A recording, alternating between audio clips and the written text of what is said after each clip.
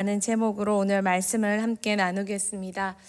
듣기 전에 여러 가지 방법으로 또 제자비전 가정과 소통하는 시간을 가졌습니다. 17개 그룹과 짧은 시간 또 그렇지만 또 이 소통의 시간을 가지면서 참 많은 것을 보고 배우고 느꼈습니다. 가장 크게 느낀 것은 그 많은 시간과 많은 스케줄을 너끈히 감당하시는 담임 목사님을 곁에서 뵈면서 정말 많은 감동을 느꼈습니다. 하루에 13시간 30분, 또 주일날 같은 경우는 1부 예배, 2부 예배 설교하시고 또 중간에 소통하시고 또 오후 예배 설교하시고 사역반 하시고 다시 소통하는 그 시간을 가지시는 것을 뵈면서 열정이라는 것, 사명에 대한 충성이라는 것, 그것은 체력도 아니요, 은사도 아니요, 하나님 앞에 정말 부여받는 능력이라는 것을 보면서 참 많은 사모함을 가졌습니다. 그때 많은 은혜를 받으면서 오버랩 되는 말씀이 오늘 본문이었습니다. 그래서 이 본문과 함께 그 은혜를 나누고 싶습니다. 오늘 본문에 예수님의 어린 시절이 기록되어 있습니다. 예수님의 어린 시절은 기록이 없습니다. 이 기록이 유년 시절에는 거의 유일무이합니다. 출생 시에 예수님은 죽음과 살해의 위협과 그러므로 말미암아 베들레헴과 갈릴리로 이주하며 다녔었습니다. 12세에 예수님은 부모님과 함께 성전에 유월절에 이르렀습니다. 관습을 따라 유월절에 성전에 올라갔습니다. 그리고 돌아오는 길에 사흘이 지나고 부모님은 예수님을 찾아 헤매다가 어린 예수님을 만났습니다. 사람들 속에 아들 예수가 있을 거라 생각했는데 없었을 때 부모는 적잖이 놀랐을 것입니다. 그리고 오던 길을 3일이나 되돌아가서 예수님을 만났습니다. 이 예수님을 만난 사건에서 제가 느낀 것 3가지를 보겠습니다. 첫째입니다. 같이 읽겠습니다. 부모가 아이를 잃어버릴 때 그 놀라움은 얼마나 크겠습니까? 예수님의 부모님은 예수님을 찾아 오던 길을 3일이나 되돌아서 예루살렘 성전에 올라갔을 때 예수님께서 율법학자들과 이야기 나누시던 모습을 발견했습니다. 그리고 예수님의 부모님이 아들 예수에게 이렇게 말했습니다. 48절 같이 한번 볼까요? 그의 부모가 보고 놀라며 그의 어머니는 이르되 아이야 어찌하여 우리에게 이렇게 하였느냐 보라 내 아버지와 내가 근심하여 너를 찾았노라. 네, 이 말을 대구 사투리로 2글자로 할 수 있습니다. 야야. 네. 물론 이렇게 소리는 더 크게 지르셨을 수도 있었지만 어머니는 너무 놀라서 아이를 책망했습니다. 당연하지요. 그러자 예수님의 대답은 더 놀라운 것이었습니다. 우리 49절 같이 한번 볼까요? 예수께서 이르시되 어찌하여 나를 찾으셨나이까 내가 내 아버지 집에 있어야 될 줄을 알지 못하셨나이까 하시니. 예수님의 대답은 오히려 더 태연하고 그렇지만 너무나 당연스럽습니다. 그러면서 부모에게 할 말을 합니다. 내가 내 아버지 집에 있어야 할 줄을 알지 못하셨나이까. 없어지는 즉시, 보이지 않는 즉시 걱정하고 어디 있지가 아니라 이 아이라면 여기 있지 라고 당연히 생각하지 못하셨습니까? 예수님의 대답입니다. 마리아와 요셉은 예수님의 탄생 그 소식을 천사에게 듣고 또 성령의 체험과 하나님의 인도를 정말 경험했습니다. 또한 마리아는 처녀의 몸으로 아이를 낳는 경험까지 했습니다. 그러면서 그 두 부부는 이 아이가 어떤 아이인지 정말 많이 배웠습니다. 들었습니다. 경험했습니다. 예수님의 존재와 그의 사명에 대해 알았습니다. 그런데 이 아이와 함께 가정에서 자라는 동안 12년이 흐르는 동안 아이가 내 곁에서 내 아들로 자라는 순간 이 모든 것을 잊어버렸다는 것입니다. 이 아이는 하나님의 자녀이고 또 하나님의 특별한 사명이 있는 것도 모두 다 잊고 그냥 내가 키우는 내 가정의 내 아이가 되어버렸다는 것입니다. 그동안 예수님은 아주 평범하게 성장하셨습니다. 큰일도 또한 놀랄 만한 어떤 신적 행위도 전혀 하시지 않았습니다. 그래서 부모님은 더더욱 이 아이가 내 아이라고 생각하며 그렇게 살아오셨던 것 같습니다. 그러나 이 사건을 통해 예수님은 그의 부모에게 다시금 깨우쳐주며 말해줍니다. 무엇을요? 예수님의 대답 속에 예수님의 사명과 부모님이 다시금 기억하고 생각해야 될 아이에 대한 사명을 말씀해 주셨습니다. 하나님은 아들 예수를 통해 또한 그들의 아들을 통해 다시 깨우치게 하셨습니다. 본질을 말입니다. 우리는 너무 인생을 열심히 살다 보면 본질을 잃을 때가 많이 있습니다. 길을 걸으면서 길을 잃을 때가 있습니다. 그때 자녀는 우리에게 본질을 깨우치게 하는 하나님의 손길이 될 때가 참 많이 있습니다. 또 자녀 양육에서 본질을 잃어버렸을 때 우리는 내 인생에도 본질을 잃어버리지 않았는지 돌아봐야 합니다. 자녀는 우리에게 하나님의 배움의 손길을, 하나님의 말씀과 마음을 알려주는 중요한 통로가 될 때가 정말 많이 있다는 것입니다. 여러분, 자녀를 키우면서 우리는 자녀를 이끈다고 생각하지만 하나님은 자녀를 통해 우리 인생을 이끄실 때가 많이 있다는 것입니다. 제자비전 학부모님들은 이번 소통의 시간을 통해 하나님께서 여러분의 가정에 깨우치게 하신 본질은 무엇입니까? 또 대흥교회 많은 성도님들은 지금도 하나님께서 여러분의 자녀를 통해 왜 이렇노? 왜 이렇게 고통스럽노? 이런 고통에만 머물러 있지 마시고 이 자녀를 통해 나를 깨우치게 하시는 것이 무엇인지 찾으신다면 어쩌면 이 사건은 생각보다 더 빨리 종식될 수도 있다는 것입니다. 왜요? 하나님은 자녀를 통해 너무도 사랑하시는 바로 당신을 깨우치기를 원하시는 것이 아버지 마음이라는 것입니다. 부모 마음 다 똑같습니다. 정말 똑같습니다. 그렇다면 하나님도 바로 당신의 부모라는 것을 잊지 마십시오.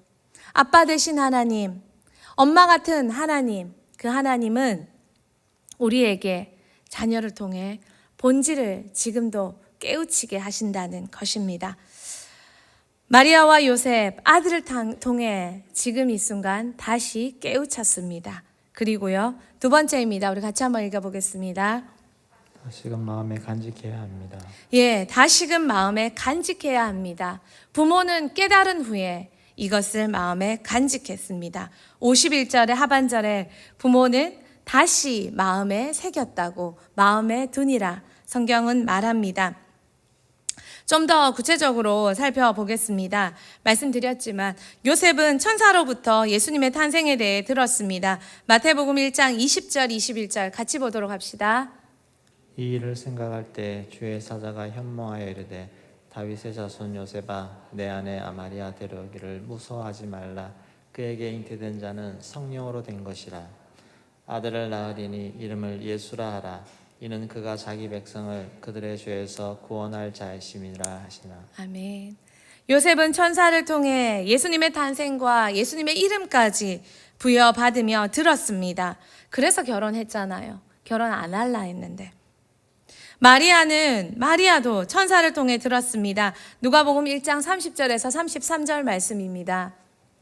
천사가 이르되 마리아여 무서워하지 말라. 내가 하나님께 은혜를 입었느니라. 보라 내가 잉태하여 아들을 낳으리니 그 이름을 예수라 하라. 그가 큰 자가 되고 지극히 높으신 이의 아들이라 일컬어질 것이요 주 하나님께서 그 조상 다윗의 왕위를 그에게 주시리니 영원히 야곱의 집을 왕으로 다스리실 것이며 그 나라가 무궁하리라. 아멘. 마리아는 자신의 잉태 소식과 함께 예수님에 대해 마리아도 천사로부터 들었습니다. 마리아도 요셉도 같은 이름을 부여받았습니다. 여러분, 가족이 기도 중에 아니면 꿈으로 하나님께서 동일한 것을 느끼게 하셨을 때 놀라지 않을까요? 두 사람 모두 천사로부터 동일한 메시지를 들었습니다. 또 마리아는 이것뿐만 아니라 여인으로서 감당할 수 없는 놀라운 충격에 하나님은 세례 요한의 어미 엘리사벳을 통해 또한 사람을 통해 그의 믿을 만한 친족을 통해서도 다시 한번 그녀의 사건을 이야기해 주십니다. 누가복음 1장 41절에서 45절 말씀입니다. 엘리사벳이 마리아가 문안함을 들음에 아이가 복중에서 뛰노는지라. 엘리사벳이 성령의 충만함을 받아 큰 소리로 불러 이르되 여자 중에 내가 복이 있으며 내 태중의 아이도 복이 있도다. 내 주의 어머니가 내게로 나오니 이 어찌된 일인가. 보라, 내 문안하는 소리가 내 귀에 들릴 때 아이가 내 복중에서 기쁨으로 뛰놀았도다. 주께서 하신 말씀이 반드시 이루어지리라고 믿는 그 여자에게 복이 있도다. 아멘. 자신의 임신을 두려워하고 걱정하고 그런 마리아에게 하나님은 한 번 더 세례 요한의 어미 그의 친족인 엘리사벳을 통해 말씀해 주십니다. 참 놀라운 경험이고 놀라운 사건이죠. 그런데 더 놀라운 건 이것도 잊어버리는 것이 인간이라는 것입니다. 마리아와 요셉은 이 체험, 이 성령, 이 비전, 이 사명, 이 명령도 잊어버렸습니다. 그리고 앞서 말한 예수님을 잃어버린 사건을 통해 이 비전을 다시 한번 깨우쳤습니다. 이렇게 깨우친 그 부모는 다시금 이 사건을, 깨달음을 마음에 새겼습니다. 우리는 하나님 앞에서 특별한 은혜를 다시금 받을 때가 있습니다. 다시금 깨달을 때가 있습니다. 많은 성도님들은 이번 특기를 참 큰 은혜를 입었다고 기뻐하시며 감격해 하시는 모습을 너무 많이 보았습니다. 아이에서부터 어른까지 모든 대부분의 성도님들이 은혜 받았다는 모습을 뵐 때면 정말 기쁘고 또한 때가 이렇기 때문에 더 강력하게 하나님은 큰 은혜로 화답하신다는 것을 경험하게 되었습니다. 그런데요, 은혜가 은혜로 그랬지, 받았지, 흘러가게 두면 안 됩니다. 소통을 통해 깨달음을, 그랬지, 이런 말씀 들었지, 이렇게 배웠지, 다시 생각했지, 다시 경각심을 일깨웠지, 이렇게 흘러가게 두면 안 됩니다. 이 은혜를 붙잡고 이 깨달음을 붙잡고 우리는 마음에 새겨야 합니다. 마음에 두어야 합니다. 그리고 다시 우리는 수정하고 보아야 합니다. 결단해야 합니다. 그것이 우리의 중요한 사명입니다. 여러분은 깨달은 바를 새겼습니까? 방향을 수정하고 또한 아직도 그렇지만 난 모르겠는데 하는 영역이 있으면 아파하며 그것을 마음에 붙잡고 기도하고 계십니까? 여러분이 깨달은 바를 통해 여러분이 지금 가고 있는 목적과 방향이 옳음을 확인하셨습니까? 여러분, 리더는, 부모는 참 중요합니다. 왜요? 자녀는 쏘는 방향대로 가는 화살이기 때문입니다. 정말 좋은, 중요한, 바른 방향을 설정해 주어야 합니다. 3살 버릇 80까지 간다고 합니다. 마땅히 행할 길을 아이에게 가르치라. 그리하면 늙어서도 그것을 떠나지 아니하리라. 우리 가정의 모든 문화가, 우리 가문의 모든 문화가, 우리 목장의 모든 문화가, 방향이, 내 삶이, 내 가치관이, 내 모든 돈 쓰는 것이, 시간 쓰는 것이, 내 모든 가치관이 정말 말씀으로 옳았는지 그것이 드러나는 가장 가깝게는 자녀의 모습을 통해 하나님이 무엇이라 말씀하시는지 아프지만 우리는 마음에 새기고 다시 살펴보아야 합니다. 벤자민 프랭클린 이야기를 하겠습니다. 미국의 달러 중에 돈 내서 새겨진 인물 중에 대통령이 아닌 분이 2분 있습니다. 그 중에 한 분이 이분입니다.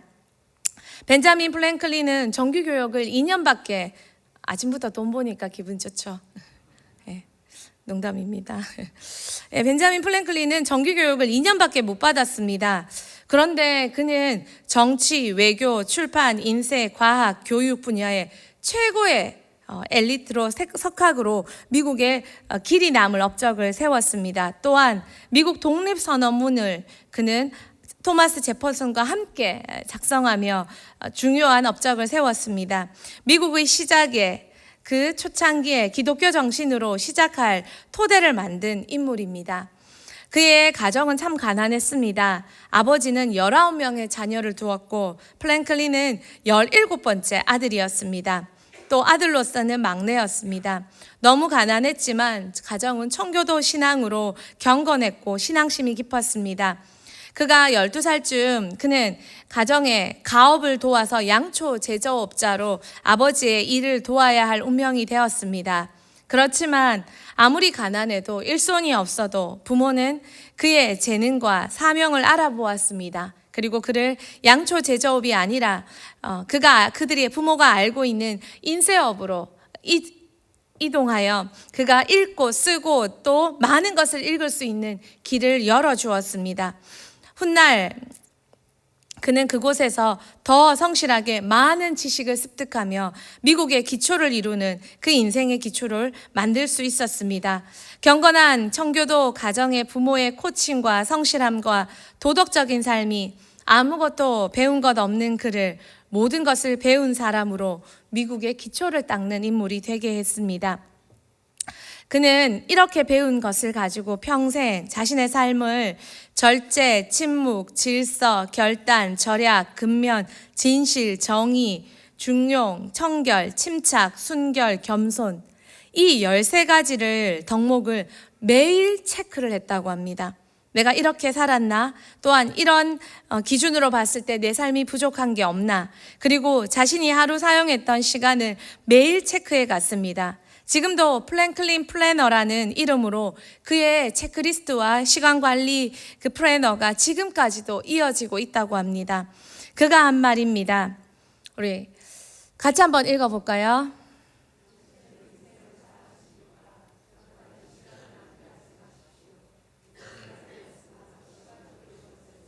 네. 또한 시간을 낭비 말고 도덕적 완성을 추구하라. 그는 정말 이런 자세로 멋진 인생을 살았습니다. 부모가 바른 방향을 설정해 주었을 때 부족해도 여러 가지 많은 것이 모자라도 그 자녀는 그 화살은 정확한 관역에 조준됩니다. 그리고 우리 모두는 자신의 인생을 지금 쏘고 있습니다. 바른 방향으로 가고 계십니까? 하나님 앞에 바로 바른 방향을 향해 바른 방향을 쏜 인생은 자녀는 하나님의 인물이 됩니다. 하나님의 인재가 됩니다. 여러분을 통해 여러분의 자녀를 통해 하나님의 소원이 이루어지고 계십니까? 그 방향을 점검하고 또 점검된 걸 마음에 새기시며 매일매일 우리는 그 방향을 점검하며 살펴야 합니다. 마지막 3번째입니다. 같이 보겠습니다. 예수님의 어린 시절의 모습을 보면 하나님과 사람 앞에 사랑스러워 가다라고 표현되어져 있습니다. 예수님의 어린 시절과 유사한 또 하나 아이가 있습니다. 사무엘상 2장 26절 말씀입니다. 같이 보겠습니다. 이 아이 사무엘이 점점 자라매 여호와와 사람들에게 은총을 더욱 받더라. 예수님과 사무엘의 이 표현에서 똑같은데 다른 것이 사무엘은 은총을 썼고 예수님은 사랑스러워 가시더라 라는 표현을 썼습니다. 그런데 예수님의 그 단어 사랑스러워 가다라는 이 단어도 헬라어로 보면 카리스라는 단어입니다. 그런데 이 단어 역시 은혜, 은총과도 같은 단어입니다. 그러므로 예수님과 사무엘은 같은 표현으로 표현되고 있다는 것입니다. 사무엘도 예수님도 비슷한 시기를 살았습니다. 사무엘이 살았던 시기도 사사 시기입니다. 사사 시기의 특징은 하나님의 말씀이 희귀하여 말씀이 침묵으로 또한 암묵으로 이끌던 시기였습니다. 그때 사무엘은 하나님의 손길로 등장했고 사무엘이 등장했을 때 말씀의 부흥이 일어났습니다. 사무엘상 3장 19절 같이 한번 볼까요? 사무엘이 자라매 여호와께서 그와 함께 계셔서 그의 말이 하나도 땅에 떨어지지 않게 하시니. 사무엘이 시작할 때 등장할 때 하나님의 말씀은 희귀했습니다. 그러나 사무엘의 인생과 함께 그의 말은 하나도 땅에 떨어지지 않는 하나님이 성취시켜주는 하나님의 말이 되었습니다. 말씀의 풍요가 이루어졌습니다. 예수님이 등장할 시 로마의 치하에서 하나님의 말씀이 기근과 말씀의 어려움과 말씀이 없는 사사와 같은 암흑시대였습니다. 그러나 예수님은 사무엘처럼 말씀이 땅에 떨어진 것이 아니라 예수님 당신이 말씀의 성취가 되었습니다. 말씀을 이루어 주셨습니다. 예수님이 바로 그런 삶이 되어 주셨습니다. 그리고 예수님의 삶은 우리가 읽었지만 누가복음 2장 52절에 예수님은 지혜와 키가 자라 하나님과 사람 앞에 사랑스러워가는 모습으로 성장하셨고 그런 인생이 되셨습니다. 우리 자녀 참 예쁩니다. 우리가 맡아 돌보는 영혼 참 예쁩니다. 나의 전부를 쏟기 때문입니다. 자녀도 영혼도 전부를 쏟지 않으면 자랄 수 없습니다. 성장할 수 없습니다. 밀알이 썩어야 열매를 맺듯 열매를 원하면 썩어야 됩니다. 죽어야 합니다. 전부를 투자해야 됩니다. 그렇기 때문에 내 눈에 참 예쁩니다. 참 소중합니다. 그러나 우리는 생각해야 합니다. 내 눈에 예쁜 이 영혼이, 이 아이가 하나님 눈에 예쁠까? 사람들 눈에 예쁠까? 우리는 정말 점검해 봐야 합니다. 내 눈에 예쁘다고 하나님 눈에 다 예쁘지 않습니다. 내 눈에 예쁘다고 사람들 눈에 예쁘지 않습니다. 저는 이번에 소통의 시간을 보면서 정말 하나님 보시기에 아름다운가? 더욱 사람 보시기에 아름다운가? 여러분, 목회자들이, 교육 선교사들이, 여러분의 목자들이, 여러분의 영혼 사역자들이 여러분의 영혼에 대해, 여러분의 자녀에 대해, 여러분의 삶에 대해 무엇이라 하시는지 귀 기울이십니까? 귀 기울여 듣고 계십니까? 여러분의 목적이 맞고 방향이 맞다면 그들의 하는 말이 귀에 들어와야 하고 배워야 하고 깨우쳐야 되고 마음에 새겨야 합니다. 왜요? 우리는 같은 곳을 바라보고 있기 때문입니다. 때로는 그들이 우리 위의 생각과 다른 말을 할 때 우리는 점검해 보아야 합니다. 저는 많은 교육 선교사님들과 우리 교회에 정말 귀한 목자님들, 교사님들, 영혼 사역자분들을 보면서 참 감동과 존경심이 일 때가 많습니다. 그들은 한 영혼 살리기 위해 자신의 인생을 바친 사람들입니다. 그런 사람들이 무엇이라 하시는지, 우리 어린이집 선생님들 정말 어린 나이의 아이들을 말씀 기준으로 바라보며 부모는 때로는 정에 치우칠 수 있지만 그렇지 않고 정말 말씀 기준으로 바라보며 양육합니다. 키워냅니다. 그들의 하는 소리를 귀를 기울이며 배우고 계십니까? 인격과 태도의 문제를 말씀 앞에서 말씀 중심으로 우리는 간과하지 말아야 합니다. 그리고 순종해야 합니다. 여러분 가정의 자녀들, 여러분이 키우시는 영혼들, 돌보시는 영혼들, 예수님처럼 사무엘처럼 아름답게 자라 자신의 영역에서 자신의 때에 우리 하나님의 꿈을 이루어드리는 인재로 정말 하나님의 소원으로 성장했으면 좋겠습니다. 더 말씀 가까이, 말씀에 순종하는 삶으로 하나님과 사람 앞에 사랑스러워 가시는 여러분의 자녀, 여러분의 가정, 그리고 주변에 많은 사람들이 이야기해 주실 때 다시금 깨우치고 마음에 새겨 멋지게 정확하게 방향 제대로 조준해서 멋지게 하나님의 관역에 꽂히는 여러분 모두의 가정이 되고 모두의 목장이 되시길 다시 한번 축복합니다. 기도하겠습니다.